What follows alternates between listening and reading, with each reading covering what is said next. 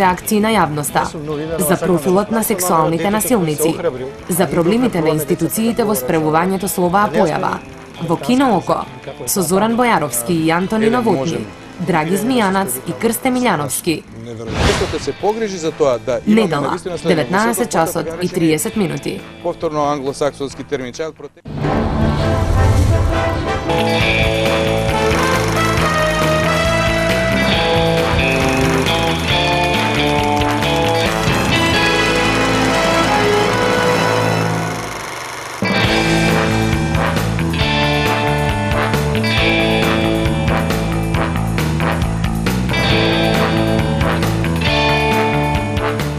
Ми се чини дека ниту една појава во времето, во транзицијата во која живееме, не доживува и не доживеа такви осуди и такво згрозување на јавноста, како што се појавите на педофилијата и сексуалната злоупотреба на малолетници.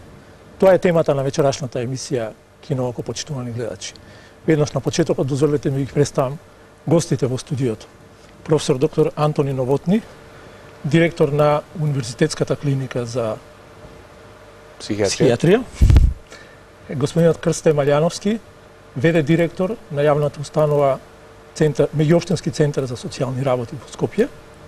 И господинот Драги Змијанац, извршен директор на првата детска амбасада во светот Меджаши. Добро вечер. Ви благодарам што издвоивте од вашето време и што дојдовте во студиото.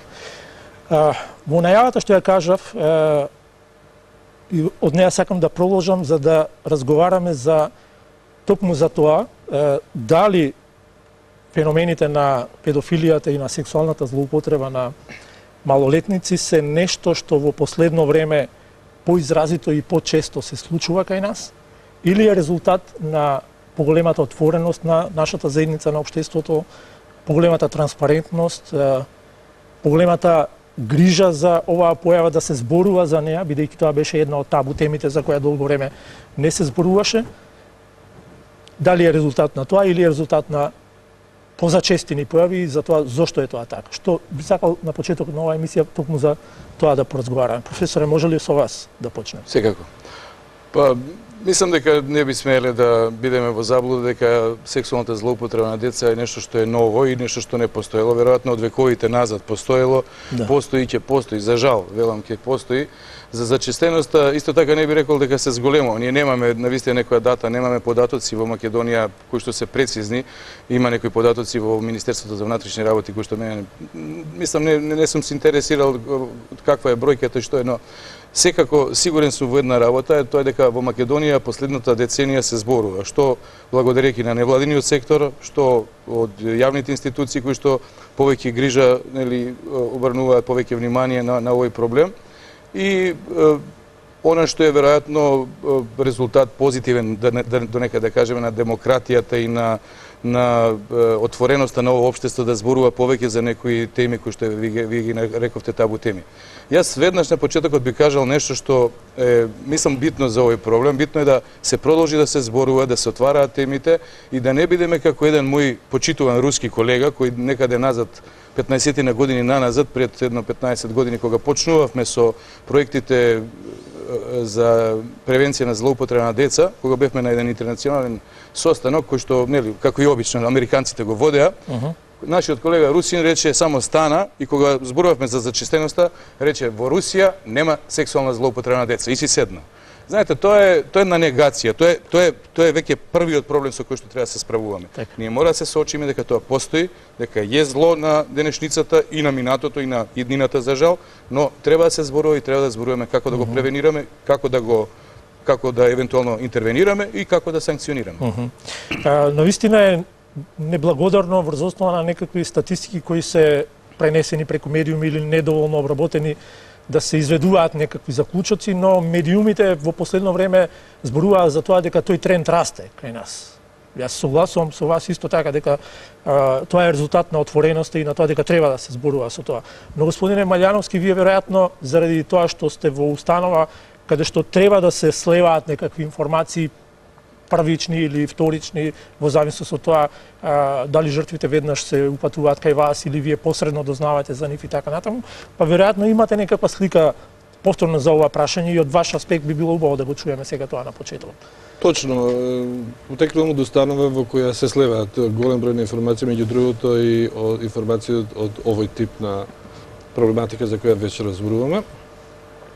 И ние не чувствуваме некоја значајно зголемување на бројот на пријавените дела од овој тип, меѓутоа зачестени се информациите и пријавите од страна на невладиниот сектор кои ни се добродојдени во превенирање, односно разоткривање на оваа социопатолошка или психопатолошка појава, за која вечерва исто така пак неколку пати зборувам.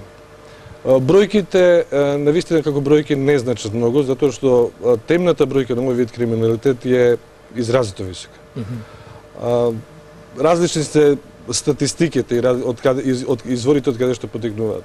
Јас ќе најдам само една бројка дека на секој е пријавено, барем по америчките списанија, односно извори, на едно пријавено дело доаѓаат 10 непријавени, што е навистина загрижувачка бројка.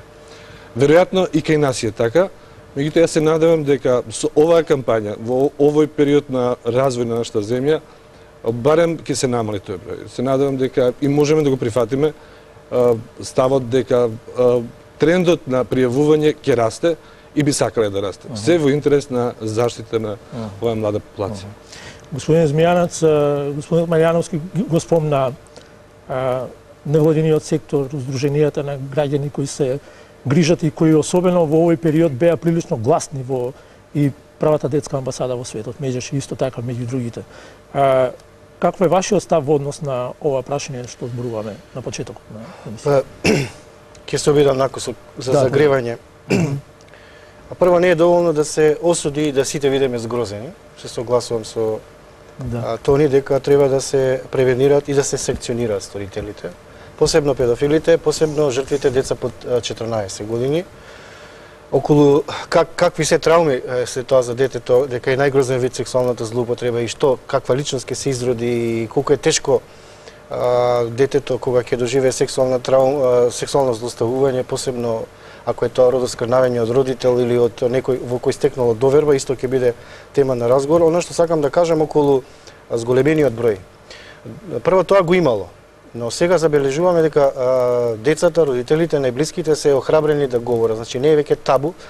Ние цело време ги охрабруваме да говорат за тоа да не го доживат како страм од околината, дека доколку го прејавуваат насилството има поголеми можности и гаранции сторителите на такви дела да бидат под, би рекол,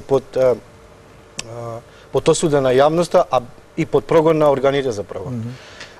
МВР податоците оваа година кажуваат дека скоро 2 случаи имаме неделно на сексуална злоупотреба на деца под 14 години, а нашиот СОС телефон за деца и млади 0801 2222 кој е бесплатен, говори од скупно 17.650 пријави, 9,8% се поврзани со сексуална злоупотреба или некаде околу просек 1500 случаи за овие 15 години од како постои СОС телефонот. Ако, како што кажа Крсте, тоа е 1:10, нашите податоци говорат 70% не го пријавуваат, 30% го пријавуваат, дури се случува и по 5-10 години да се пријави силувањето, односно сексуалната злоупотреба. Тоа значи дека доколку и понатаму не работиме паралелно на превенирање и санкционирање и охрабрување децата да кажат не на насилството, да го пријавуваат, родителите и најблиските да веруваат детето кога говори што му се случува, тогаш мислам дека можеме да бидеме и во превентивниот момент поактивни и повнимателни. Ви благодарам многу. Нека биде ова за почеток на емисијата. Да го најавиме сега филмот за вечерва, почитувани гледачи. Филмот се вика Еден прекрасен човек и го избравме меѓу другото и заради тоа што на фин илустративен начин ги прикажува сите фази низ кои поминува едно травматизирано дете кога е жртва на сексуално насилство. Еден прекрасен човек во емисијата Кинооко, а потоа повторно се враќаме овде во студиото за да продолжиме со дебатата на оваа тема.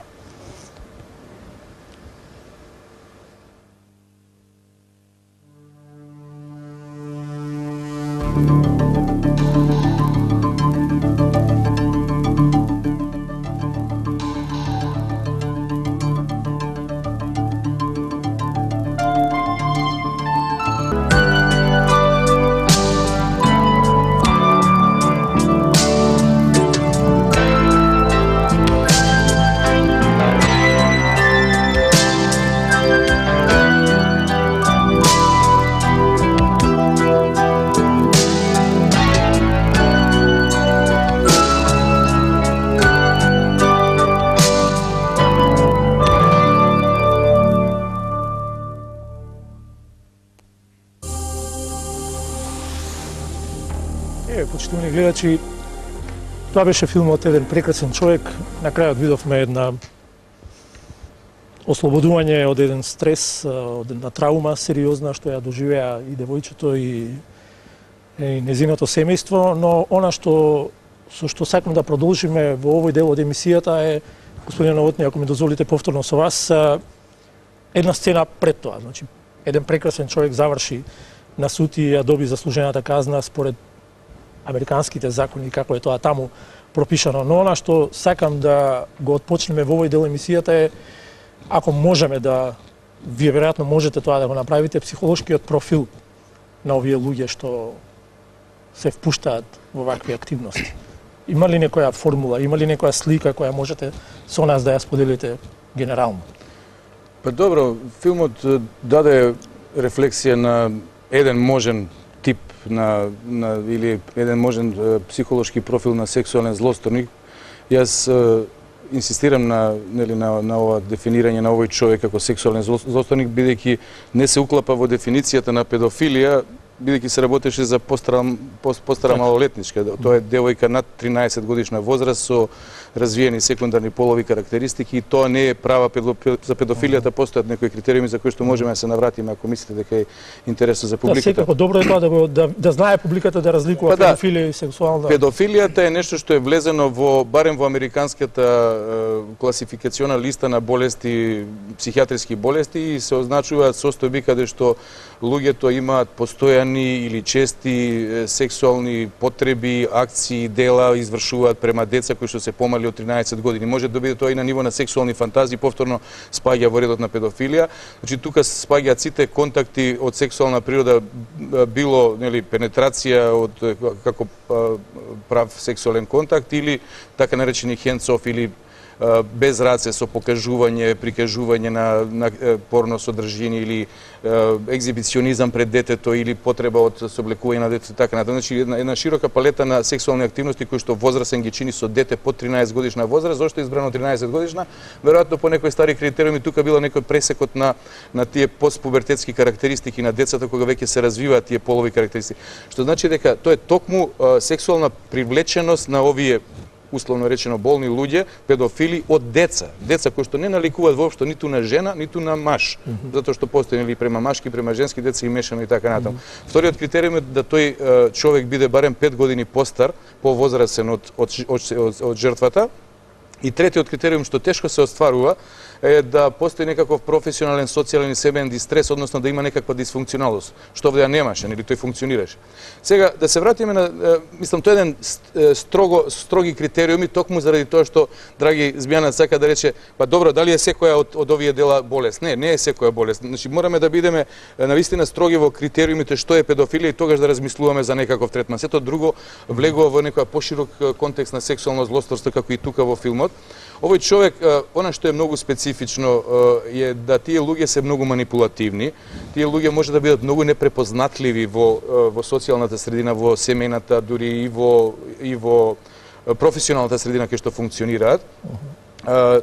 Често се опортуни, реков, манипулативни, се служат, многу ретко се служат со сила, значи тоа не се оние агресивни, како ги нарекува порано во старата литература, сексуални психопати, туку се луѓе кои што може да бидат од било какво милие, да потекнуваат од некое сиромашно, средно, богато, да бидат неедуцирани, едуцирани или многу високо едуцирани. Така да ние имаме некои работилници кои што работиме со колегите каде што покажуваме слики на луѓе, на различни профили на луѓе со различна професија, или кои што некои се дотерани, некои делуваат така како разбойници или нешто така, и често имаме толку ширенолики одговори на нашите едуканти да се гледа дека тоа е навистина на хетерогена група на луѓе. Не постои единствен модел, не постои единствен профил, но во секој случај ако нешто